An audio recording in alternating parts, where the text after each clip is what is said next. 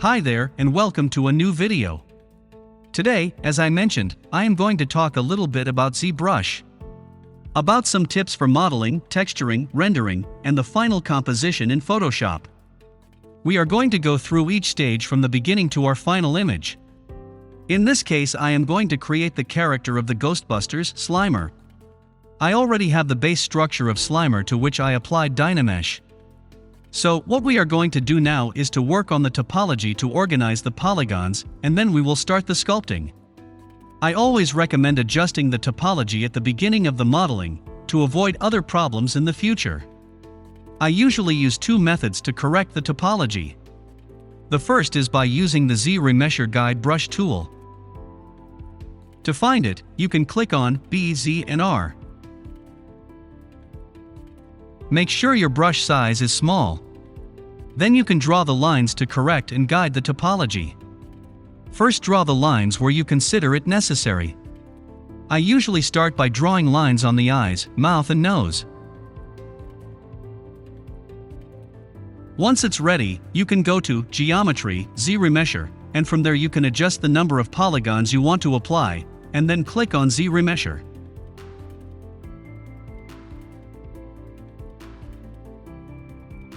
Another great method is to use polygroups. So, to do this, we are going to use three main items: our paintbrush, our Polygroupit, and the Zremesher. So, first let us choose a black color. Then choose the paintbrush clicking P and A. Once we have it, we adjust the intensity and the size. We are going to start drawing some lines. There are several ways to draw and correct the topology, that will always depend on the shape of your character. In this case, we can start with the eyes.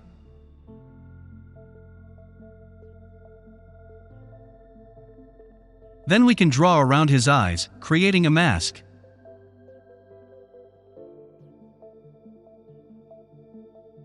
In this case, I want to correct the topology of the body too, so I am going to also divide arms and hands. Again, it all depends on the type of character you are working with. Once you are done, you have to go to Z plugin and come down to Polygroupit.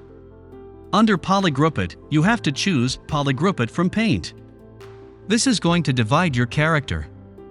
It is important to remember that if you have similar colors, you can do Ctrl-Shift and select Rect Pick and select that polygroup. You can change the color by doing Ctrl-W and select a more contrasting color.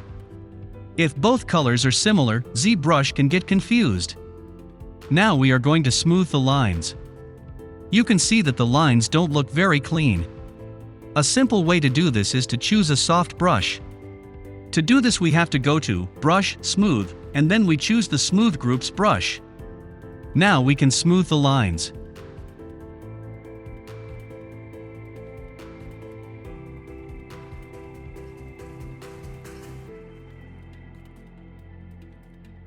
We can now move on to the next step, which is to work with the Zremesher. For that, we go to Geometry, Zremesher. First thing I want to make sure is that Keep Groups and Keep Creases are on and Adapt is off. And then I make sure that Polygons is anywhere between 5 to 10. Remember that the lower the number, the lower the poly you will get. In my case, I will let it on 33. You can always try and change the polygon's number, the adaptive size, and the curve strength. That will depend on your model. Once you are done, click on Zremesher. We can already see how the number of polygons fell from almost 300,000 to 30,000. The polygons are more organized, mainly in the eyes and around the mouth where there are usually problems. From now on, we can click on Ctrl-D to subdivide the geometry and start modeling. Remember that this will double the number of polygons. This, of course, will allow us to have a better definition in our model. Each time you click on Ctrl-D, a new subdivision level will be generated. And remember that you can always navigate through the levels you are working on. You can find the subdivision levels inside Geometry. Zbrush will always keep your changes. So you will be able to work your model on the level 1, 2 or whatever. Zbrush will always respect that. In the case of Slimer, I am going to start shaping the mouth first. It is always good to have images that help you as a guide to modeling. You can look for reference images to help you get a better idea of how to work each part. I personally use the clay build-up brush quite a bit as it gives a very interesting organic texture. It is important to always use the brush and also the smoothing brush to achieve the figure you want. When you are modeling, I will recommend you to make crossed brush strokes. Doing this, you will avoid bumps or very high areas, and in general the modeling will look softer. Otherwise, you will have to correct those details later, and they may take time. Later we will talk about some modeling techniques and brushes in more detail. With the Lasso tool I'm going to hide the top of the head to work the inside of the mouth. The Lasso tool is very useful to work the model part by part, or to reach internal areas. Remember that when we are modeling, we must always pay attention to both the outside and the inside of the piece. I usually work areas that are probably not even seen later in the final render. Obviously, it always depends on the piece we are working on. We are going to see several ways to give our character different textures.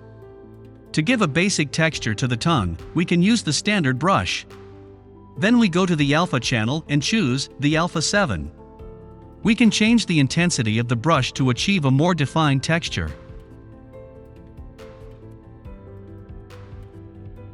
It is always recommended that you practice with different brushes and different alphas to achieve different textures. Zbrush offers us a great variety of tools and at the same time, a great variety of options to use with that tool. Take your time to see what works best for you. Remember that there is always more than one way to achieve what we want, and with time, you will develop your own style. I am going to completely isolate the tongue to be able to work it from different angles.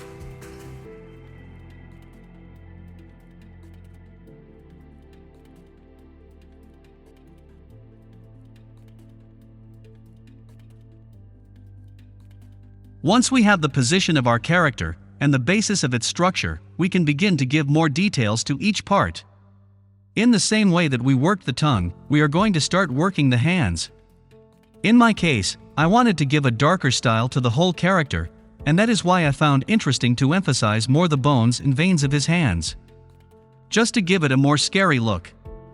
For this I looked for some images to guide me on the muscles of the hands, veins and other details. Using alpha textures is very simple. To do this, first, you can choose the standard brush. Then change from dots to drag rect to use the alpha directly. Then in the Pix channel you can choose the texture you want. You can try the ones that already come by default in Zbrush, but if you install new textures you can import them, or look for them inside the alphas folder.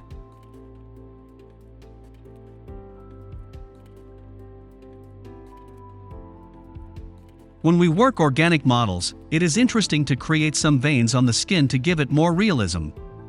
In my case, it is not necessary to add hair to this character in particular, but we will see that later, when we make the montage in Photoshop. Okay, let's work on the painting. Don't worry, painting is very simple in Zbrush. To do this, we simply have to activate the RGB channel, and then graduate the intensity of our brush. It is important to disable the Z button. If this button is on while we paint, we will also be modeling. This is useful in some cases.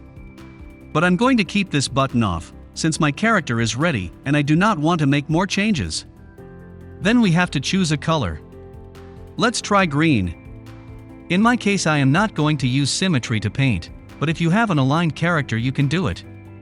So, the first thing I do is to switch this to a color spray mode. And then, I am also gonna enable the alpha 7 or 8. As you can see, this gives you like a more speckled result, and it looks more organic. Remember that you can always adjust the intensity of the brush, and you can play around with the two primary and secondary color you have selected using the V key. Blending colors is important when you are painting. You can do this changing the intensity of the brush.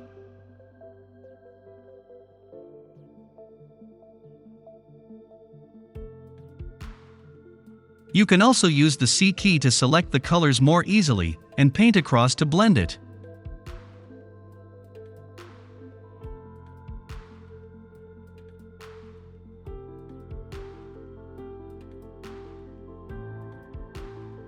Remember that if you change your material, the color will always remain.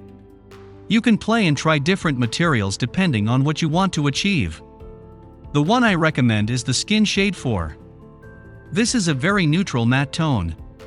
When you work, and when you are using the poly painting, just keep it simple. Avoid very dark materials to begin painting, because they can really affect the final colors of the model. Just keep it simple. You can also soften the colors with the smoothing brush. If you are working organic models, I do not recommend it. Always try to achieve smoothness and blending of the colors by painting, changing the intensity of the brush, and using the C key to play with the colors. This will always give you a more realistic texture. I don't want to make this video too long, so, in our next video we will see in detail how to make a render in ZBrush, and how to mount it in Photoshop. Thanks a lot for watching, and I will see you next time.